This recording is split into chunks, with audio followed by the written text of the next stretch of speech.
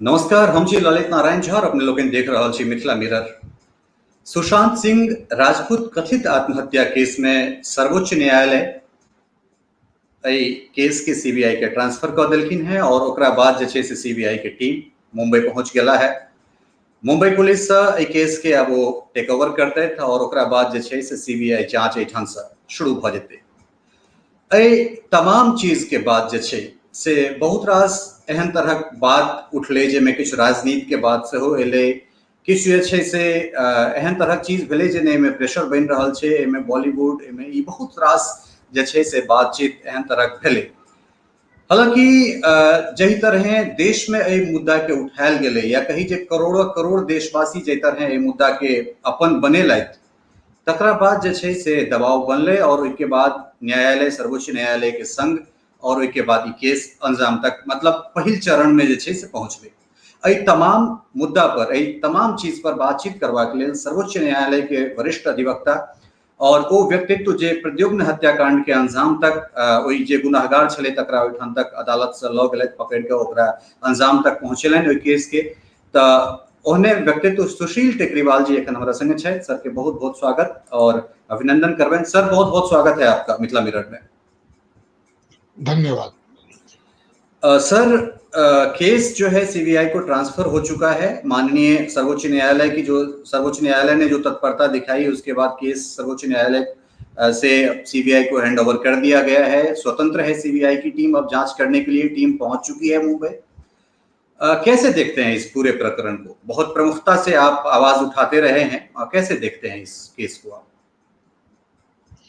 ललित जी, सबसे पहले मैं ये आपको कहना चाहूंगा कि आप हिंदुस्तान की टॉप 10 मर्डर मिस्ट्रीज, जो रहस्यमयी परिस्थितियों में हत्याएं हुई, हिंदुस्तान की टॉप 10 मर्डर मिस्ट्रीज को आप उठा लो। आप देखोगे कि इसी तरह उसकी अपसाइड डाउन इन्वेस्टिगेशन, स्टार्टलिंग रिविलेशंस और तमाम क्रिमिनल एडमिनिस्ट्रेशन से रिलेटेड जो चीजें आई और वो धीरे धीरे रहस्यमयी तरीके से जो घटना हुई वो घटनाक्रम आपके सामने हुई और आपके सामने आई। और माना ये जा रहा था कि ये एक सिंपल हत्या है, ये एक सिंपल आत्महत्या है। और ऐसी परिस्थितियों का जब क्रिमिनोलॉजिकल ज्यूरिस्प्रूडेंस और क्रिमिनोलॉजिकल साइंस के तहत कोरोबोरेटेड बाय फोरेंसिक साइंस जब इसका मंथन किया गया और अनुसंधान किया गया तो चीजें सामने आ गई।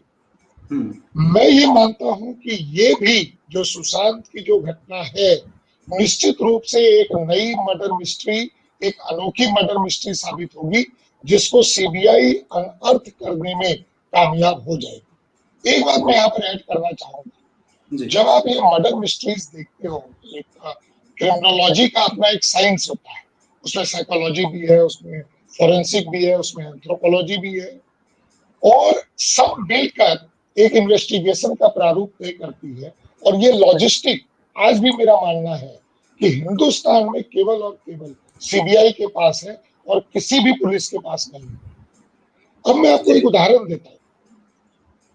आप जब मर्डर मिस्ट्रीज की जब मैं बात करता हूं, इसी तरह से सीबीआई इन्वेस्टिगेशन हुई। मैं सबसे पहले दो उदाहरण दूंगा। हरुषी तलवार हत्याकांड जी, लोकल पुलिस ने, वहां के डीजीपी ने एक प्रेस कॉन्फ्रेंस करी, एक नई थ्योरी बनाई, उस थ्योरी को अपसेट करते हुए सुप्रीम कोर्ट ने प्राइमा फेसाई माना कि सीबीआई इन्वेस्टिगेशन होनी चाहिए। और दूध का दूध पानी का पानी, एक बहुत बड़े रहस्यमय मर्डर मिस्ट्री से पर्दा उठा। उसके पहले कई तरह की थ्योरी दी जा रही थी, उसमें भी आत्महत्या तक की थ्योरी प्रोपोगेट की गई, प्रोपाउंड की गई। अब मैं आता हूँ रियान इंटरनेशनल स्कूल में प्रद्युम्न हत्या, उसमें भी कह दिया गया कि ये एक सिंपल मर्डर है और एक बस कंडक्टर ने हत्या की। एक हफ्ते के अंदर सुप्रीम कोर्ट के माध्यम से सीबीआई इन्वेस्टिगेशन जो सुशांत में भी हुआ। तो इसकी पृष्ठभूमि में हमें ये सिंपल तरीके से नहीं सोचना चाहिए, हमें एक फॉरेंसिक क्रिमिनोलॉजिकल साइंस के एंगल से सोचना चाहिए। और सीबीआई की इन्वेस्टिगेशन इसमें बहुत जरूरी थी। सुप्रीम कोर्ट ने एक अहम फैसले में, जो स्वागत योग्य फैसला है और जहां पर न्याय अभी भी जिंदा है और वो न्याय उसके परिवार वालों को प्रथम दृष्टया प्रिलिमिनरी मिल चुका, कि सीबीआई इन्वेस्टिगेशन हुई है, अब दूध का दूध पानी का पानी हो जाएगा। जी।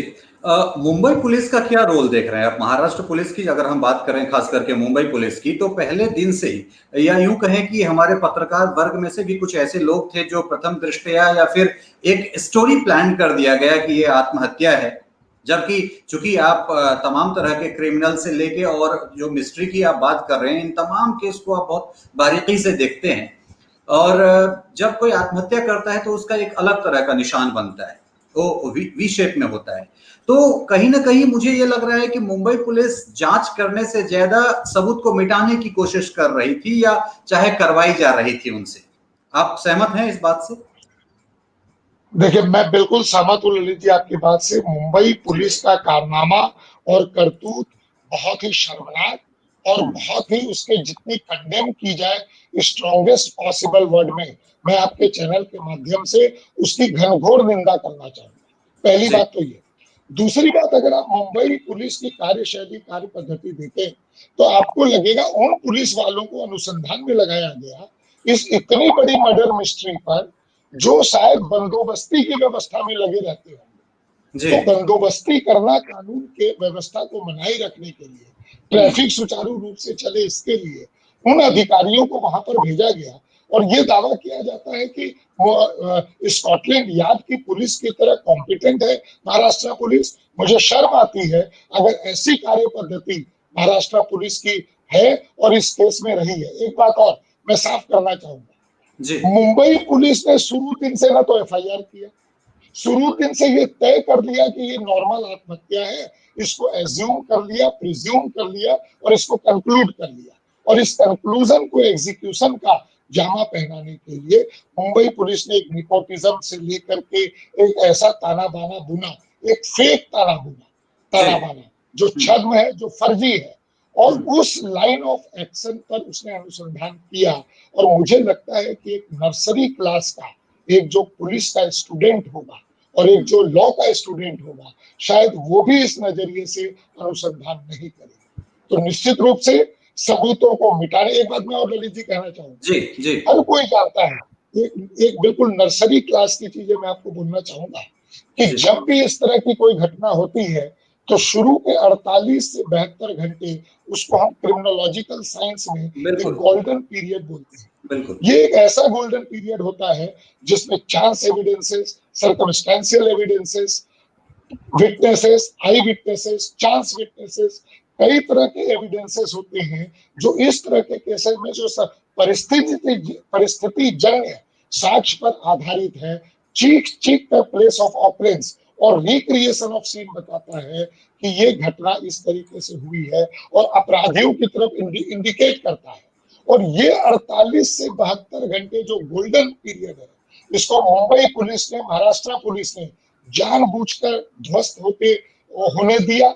कोई भी तरह की कोई कार्रवाई नहीं करी, प्लेस ऑफ ऑकरेंस को उन्होंने कॉरिडोर नहीं किया, कॉर्डन नहीं किया, उन्होंने फोरेंसिक तरीके से इन्वेस्टिगेट नहीं करी। यानी कुल मिलाकर मुंबई पुलिस की कार्यशैली इस पूरे केस को खत्म कर देने की थी।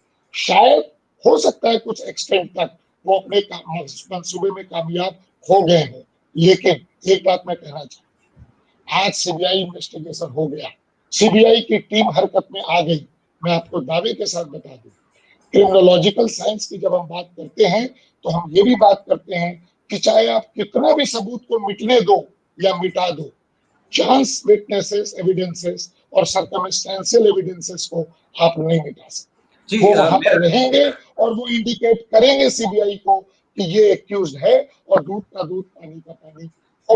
बिल्कुल बिल्कुल, आपने जिस सर्कमस्टांसेस की बात की और ये सर्कमस्टांशियल एविडेंस की बात की, मेरा भी यही प्रश्न था कि जो गोल्डन आवर होता है, जो गोल्डन पीरियड होता है, जिसमें आप सर्कमस्टांसेस को जुटा सकते हैं, एक दूसरे को मतलब कड़ी जोड़ना जिसे कहते हैं, वो कर सकते हैं।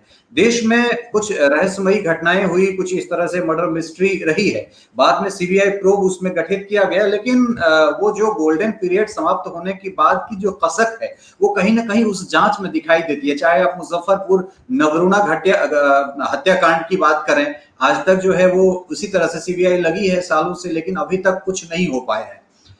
तो क्या लगता है कि सीबीआई किस हद तक जाके जो है इस केस में, जबकि हम दूसरी तरफ तलवार हत्याकांड को भी देखते हैं, आपने पहले जिक्र किया है, प्रद्युम्न केस की अगर बात करें तो बहुत एक्टिवली जो है हम लोगों ने उस पर काम किया, शुरू से ही काम किया, और 24 से 48 घंटे में, और माननीय सर्वोच्च न्यायालय के मुख्य न्यायाधीश वो सो मोटो लेते हुए वो बैठे हुए थे तैयार कि सुशील टेकरीवाल जी आए और हम बोले कि नहीं, इसमें सीबीआई प्रोब कर देना है।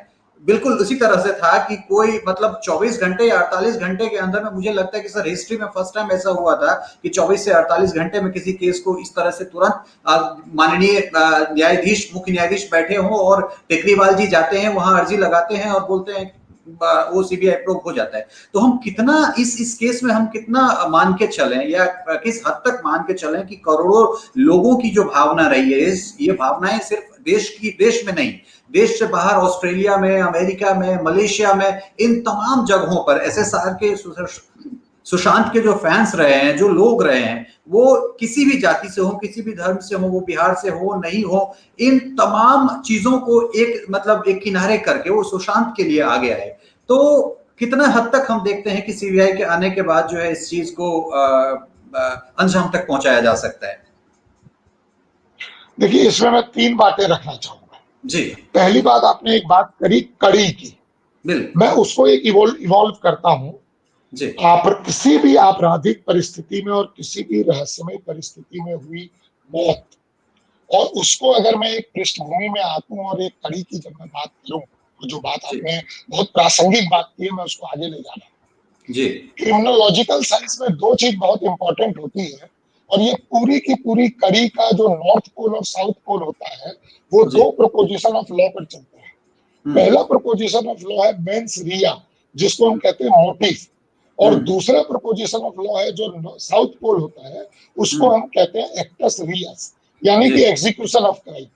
तो मेंस रिया से लेकर, मोटिव से लेकर एग्जीक्यूशन ऑफ क्राइम तक के बीच एक श्रृंखला, एक कड़ी बनती है, जिसमें गवाह होते हैं, जिसमें एविडेंसेस होते हैं, जिसमें साक्ष्य होते हैं, जिसमें इंटरोगेशन होता है, जिसमें एफआईआर होती है, जिसमें चार्जशीट होती है, और जिसमें क्रॉस एग्जामिनेशन से लेकर जज साहब का एक फैसला आता है, जिसमें प्रोसिक्यूटर्स इस पूरे चेन को, इस पूरी कड़ी को कंप्लीट करके चार्जशीट फाइल करती है और बियॉन्ड रीजनेबल डाउट अपने केस को स्टैब्लिश करती है। जी। मैं आपको एक बात बताना चाहूंगा, इस चेन लिंक को मुंबई पुलिस ने भले ही ब्रेक किया हो, लेकिन सीबीआई का अनुभव इस चेन लिंक को रिक्रिएट करने का, चाहे वो टूटा हो, लेकिन फिर से रिपेयर करके इसको रिक्रिएट करने का, और सक्सेसफुली प्रोसिक्यूटर्स के माध्यम से बियॉन्ड रीजनेबल डाउट केस को एस्टेब्लिश करने का रिकॉर्ड बहुत हैंडसम रहा है, बहुत अच्छा रहा है, नंबर 1। नंबर 2, आपने एक केस का उदाहरण दिया मुजफ्फरनगर से, कई ऐसे केसेस हैं जो अनसुलझे रहे हैं सीबीआई के हाथों से, मैं इस बात को मानता हूं। इस बात का मैं जवाब इस दृष्टिकोण से देना चाहूंगा, आपने एक बहुत रेलिवेंट और वैलिड क्वेश्चन रेज किया है। मैं आपको एक उदाहरण देता हूं, एक सुनंदा पुष्कर घटना था। बिल्कुल। सुनंदा पुष्कर घटनाक्रम में अगर कई परिस्थितियों और साक्ष्यों के माध्यम से इतने नजदीक तक उस केस के पहुंचने में कामयाब अगर रही, तो ये श्रेय सीबीआई को मैं दूंगा, चाहे बेशक अभी भी ये केस क्रैक नहीं हुआ और इन्वेस्टिगेशन जारी है, क्योंकि इसमें कुछ ऐसे जहर, ऐसे साइनाइड्स की वो खास तौर पर प्रजाति इस्तेमाल की गई, जिसके सैंपल्स को फॉरेन लैब में वहां पर इसकी फॉरेंसिक एग्जामिनेशन होना और रिपोर्ट आना, उसमें थोड़ा समय लगता है। तो लेकिन ये सीबीआई है जो इस हद तक इस केस में पहुंच गई। ये मास्टर जो कारीगरी सीबीआई की है, इसको हमें अप्रिशिएट करना बहुत जरूरी है, और तभी सुप्रीम कोर्ट ने भी कई विश्वसनीयता सीबीआई के लिए दिखाई है, और कई बड़े मर्डर मिस्ट्रीज सीबीआई को रेफर किए गए। तीसरी बात, में आपने एक प्रद्युम्न हत्याकांड का जिक्र किया, मैं इस पर भी एक बात कहना चाहूंगा। वो भी एक ऐसा जटिल से जटिलतम मुकदमा था ललित जी, मुझे याद है आपने मीडिया के माध्यम से जितने मुखर होकर इस केस में सीबीआई की जांच के लिए मुखरता के साथ आवाज बुलंद की थी, मैं आज भी उन क्षणों को, उन पलों को भूल नहीं सकता। और मिथिला मिरर ने इतना अभियान, इतनी बड़ी मुहिम चलाई थी कि बिल्कुल 3 दिन के अंदर हम सीबीआई अनाउंस कराने में कामयाब हुए और सुप्रीम कोर्ट ने अप्रिशिएट किया। इस केस में भी आज जो ये केस हुआ है, जो इस केस में भी, सुशांत के केस में भी सुप्रीम कोर्ट ने सीबीआई को पॉजिटिव जजमेंट दिया है। सुप्रीम कोर्ट ने यहां तक कहा, छोड़िए साहब महाराष्ट्र पुलिस और Bihar police, let there be a conflict और whatever the legal grounds are there, forget it, we are directing the CBI inquiry to take place. So this confidence of Supreme Court in the judgment was seen in that Pradyuman murder case also. बिल्कुल और उस case में CBI ने तमाम रहस्यमय परिस्थितियों को और उन तमाम मर्डर मिस्ट्रीज, सर्कमस्टेंशियल एविडेंस को जिस खूबसूरती के साथ डिकोड किया था और चार्जशीट फाइल करने में कामयाब हो गई थी, मुझे लगता है कि सीबीआई के ट्रैक को देखते हुए निश्चित रूप से इस केस में भी दूध का दूध और पानी का पानी होगा। जी सर आपको नहीं लगता है कि मुंबई पुलिस को पूरी दुनिया बहुत तेज तर्रार पुलिस मानती है, लेकिन मुझे लगता है कि मुंबई पुलिस एक छोटे से सुराख को भरने के चक्कर में एक बड़ा सा होल जो है वो छोड़ दिया और उसी का फायदा बिहार पुलिस ने उठाया।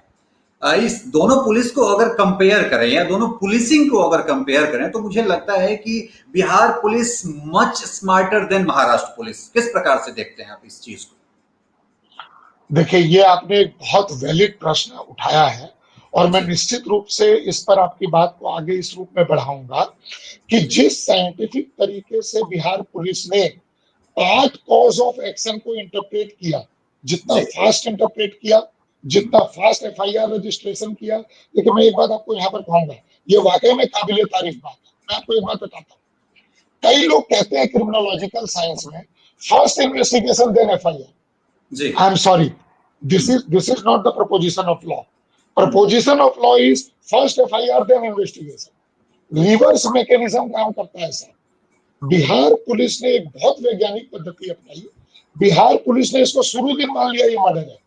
बिल्कुल, मैं ये नहीं कह रहा कि इस मर्डर के कॉन्सिक्वेंस में बिहार पुलिस को चला जाना चाहिए कंक्लूजन ड्रॉ करके, लेकिन अनुसंधान की पहली जो परिपाटी होती है वो सबसे पहले होती है कि किसी चीज को, एक इस तरह के रहस्यमय परिस्थितियों में हुई मौत को सबसे पहले आप मर्डर मानो, आप एज्यूम करो और मर्डर करके रिवर्स मैकेनिज्म में आप पीछे जाओ और सबसे पहले एफआईआर करोगे। तो ये जो एक चतुरता और ये जो एक तत्परता और ये एक वैज्ञानिक प्रेजेंटेशन, एक स्ट्रॉन्ग आईक्यू का डेमोन्स्ट्रेशन जो बिहार पुलिस ने किया और पार्ट कॉज ऑफ एक्शन के माध्यम से वहां पर एफआईआर रजिस्टर करके आज यहां तक ये मामला पहुंच गया, इसमें निश्चित रूप से बिहार पुलिस की कार्यशैली तारीफ काबिल है। और साथ में तारीफ काबिल है वो सुशांत का परिवार, क्योंकि मैं समझ सकता हूं एक पीड़ित परिवार के वकील होने के नाते मैंने ऐसे कई सीबीआई के केसेस और कई मर्डर मिस्ट्रीज को मैंने डिकोड करने में बड़ी अहम भूमिका अदा की है एक क्रिमिनोलॉजिकल लॉयर के माध्यम से। तो मैं निश्चित रूप से उनके जज्बे को, क्योंकि पीड़ित परिवार ऐसी घटना के बाद टूट चुका होता है, खत्म हो चुका होता है, इसके बावजूद भी सुशांत के परिवार ने जिस कॉन्फिडेंस के साथ और जिस कमिटमेंट के साथ इस लड़ाई को, खास तौर पर तब जब महाराष्ट्र पुलिस ने उनको हतोत्साहित करने में, उनको खत्म करने में और तमाम चीजों को फिनिश करने में कोई कमी नहीं छोड़ी, इसके बावजूद भी उस परिवार ने कोई कमी नहीं छोड़ी इस अपने जज्बे में।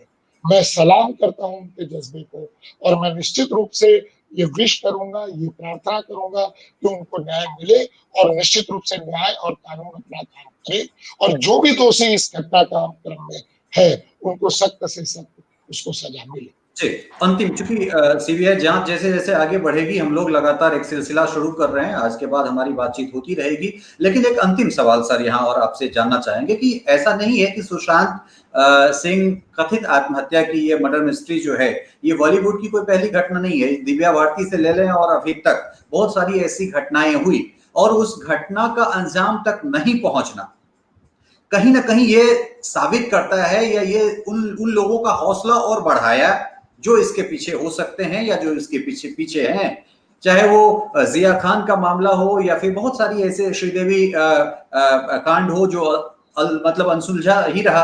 तो क्या ये चीज, ये कड़ियां जो है इन लोगों के हौसले को और मजबूती प्रदान करता रहा कि चलो ऐसा कुछ हो जाएगा, होना तो कुछ नहीं है। तो इन तमाम चीजों के लिए मुझे लगता है कि जिस तरह से एक आंदोलन हुआ, जो एक आवाज वैश्विक स्तर पे जो आवाज उठी है, तो सुशांत सिंह के मामले के प्रोब होते होते इसके पीछे जो लोग हैं, या जो गॉडफादर, या जो नेपोटिज्म या गैंगिज्म जो भी कहें, उन लोगों को भी उन लोगों के लिए भी एक सोचने पे मजबूर करने वाली ये बात होगी कि शायद पहले जो आप सोच रहे थे ये आप आगे नहीं चलने वाला है। देखिए, बहुत अच्छी बात है ये। जी। एक बंदे ने आवाज उठाई, आप देखो न्याय के नजदीक पहुंचने की तमाम कड़ियां, तमाम रास्ते, तमाम बंद किए जाने वाले रास्ते, वो सब खुलने लग गए। कितने भी रसूखदार लोग हों, वो निश्चित रूप से इस तरह की मर्डर मिस्ट्रीज, इस तरह की घटनाएं डिकोड ना हो, इसके लिए राह में अड़चने पैदा करते हैं, कानूनी रूप से और अदरवाइज भी।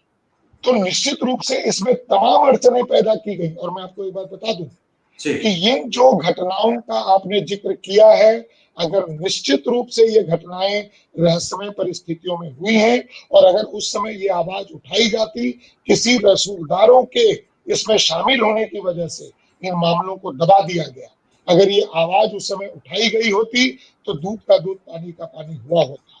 लेकिन चलो ठीक है, हो सकता है शायद उन परिवारों में उस समय वो परिस्थितियां ऐसी रही हों कि वो जज्बा शायद टूट गया हो, या उन रसूखदारों ने उन जज्बे को तोड़ने में बहुत अहम भूमिका निभाई। लेकिन इस केस में वो कामयाब नहीं हो पाए। और ऐसे कई ऐसे मुकदमे हैं जिसमें पीड़ित परिवार ने अगर ये ठान लिया कि कम वॉट में सर पर कफन बांधकर वो निकला। आप देखो नीतीश कटारा हत्याकांड, बिल्कुल। कितने बड़े रंगबाज और कितने बड़े राउडी, कितने बड़े क्रिमिनल, और उनका परिवार इस हत्याकांड में शामिल था। और एक मामूली परिवार, एक मामूली महिला, एक साधारण महिला, मामूली मैं इसलिए कह रहा हूं क्योंकि वो एक साधारण परिवार की महिला, बिल्कुल बिल्कुल। और उस महिला ने कितना सशक्त रूप से क्या ताकत दिखाई, और क्या कमिटमेंट दिखाया, और क्या कन्फ्रंटेशन किया, आंखों में आंखें डालकर उस गुंडे के साथ में उन्होंने टकराव लिया। और टकराव का नतीजा आया कि उनके बेटे की जो हत्या हुई उसको न्याय मिला, और उन्होंने उस केस को अंजाम तक पहुंचाया। तो ललित जी, मैं आपकी इस बात को आगे बढ़ाकर एक पंक्ति में अपनी बात समाप्त करना चाहूंगा कि मैं, ये एक संदेश है ललित जी आपका उन परिवारों के लिए जो भविष्य में अगर इस तरह के रसूखदार लोगों के द्वारा अगर पीड़ित और शोषित होकर टूटने की स्थिति में पहुंच जाएं, तो मैं संदेश दूंगा आपके माध्यम से कि वो टूटे नहीं, उनको आवाज उठाएं, और अपने लहू के अंतिम कतरे तक न्याय पाने की आकांक्षा में उनको आवाज उठाना चाहिए। और वो टूट जाएंगे, बर्बाद हो जाएंगे वो लोग जिन्होंने इस तरह की अपराधों को अंजाम देने में उनकी भूमिका रही है। और यही संदेश शायद सुशांत के परिवार ने हम सबों को दिया है, और ये संदेश आगे भी जारी रहे।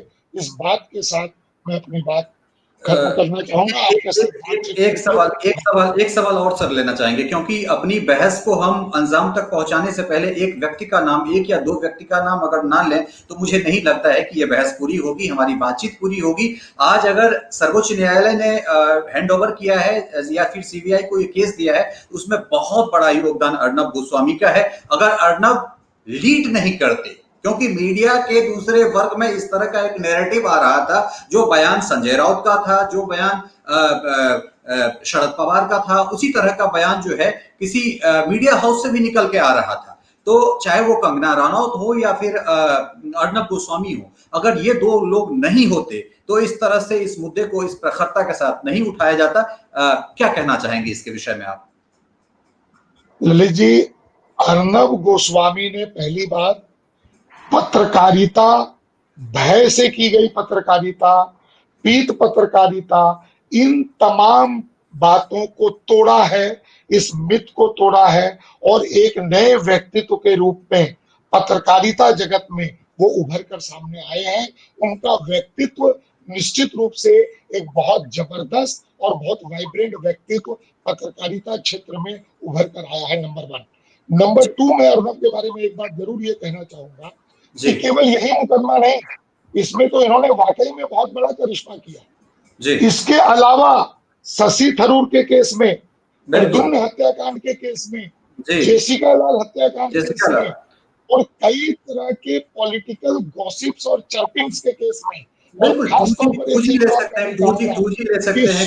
जी हाँ, 2G स्पेक्ट्रम, बिल्कुल आपने सही कहा, 4G 3G। और एक बात और, सुप्रीम कोर्ट के 5 जजों ने जो प्रेस कॉन्फ्रेंस की थी, उनमें से एक जज डी राजा से मिलने के लिए एक कम्युनिस्ट पार्टी के घर पर गए थे, दफ्तर में। वो भी इतने खूबसूरती के साथ ये न्यूज ब्रेक की थी अर्नब ने। कहने का मतलब, जिस तरह की ब्रेकिंग न्यूज अर्नब ने अपने शोज में और अपने पत्रकारिता के संदेश के माध्यम से पूरे देश को और राष्ट्र को झकझोरा है, वो वाकई में काबिले तारीफ है। और मैं ये प्रार्थना करूंगा, विनती करूंगा कि अपने इस अभियान को, चाहे कितना भी बड़ा दबाव हो, अर्नब को कोई भी समझौता अपने इस पत्रकारिता व्यक्तित्व से नहीं करना चाहिए, और वो नहीं करेंगे, ऐसा उनका व्यक्तित्व है। एक बात और, मैं कंगना रनावत के बारे में भी एक बात कहना चाहूंगा कि पूरे बॉलीवुड में अगर मुखर होकर बिंदास बोल के साथ अगर कोई एक व्यक्तित्व वहां पर फैले हुए एक अलग तरह के एक्सप्लॉइटेशन और ऑपरेशन और करप्शन को, चाहे उसमें शारीरिक शोषण की भी बात करें, और ऐसी कई बातें सामने आई है। कई लोगों ने आरोप लगाए हैं कई बड़े बड़े रसूखदार बॉलीवुड के सेलिब्रिटीज के ऊपर। तो निश्चित रूप से ये जो बॉलीवुड है और बॉलीवुड के अंदर जो एक बबल बना हुआ है, उस बबल को फोड़ने, तोड़ने और छेदने का काम जिस मुखरता के साथ कंगना रनावत ने किया है, मैं चाहूंगा कि वो अपने इस अभियान में कामयाब हो और निरंतरता के साथ आवाज बुलंद करती रहे। मेरी शुभकामनाएं उनके साथ। जी, बहुत धन्यवाद सर। और निश्चित रूप से जैसे जैसे डेवलपमेंट होता रहेगा, हम लोग लगातार बातचीत करते रहेंगे। समय देने के लिए बहुत बहुत धन्यवाद आपका। बहुत बहुत आभार सर। धन्यवाद ललित जी। तो इच्छला है सुशील टेकरीवाल जी, सर्वोच्च न्यायालय के जानल मानल वकील, और निश्चित रूप से हिनका संग संग जत्तेक गोटा से मुद्दा के उठेलों, उनका सब गोटा के धन्यवाद। और खास कर अर्नब गोस्वामी के जत्तेक प्रशंसा कल जाए कम। और जेना जेना सीबीआई केस में, सुशांत वाला केस में सीबीआई प्रोब में, सीबीआई इंक्वायरी में डेवलपमेंट हेते, हम सर के संगे बैसत रहब। आज के अंक में एतबे। बहुत बहुत धन्यवाद। नमस्कार।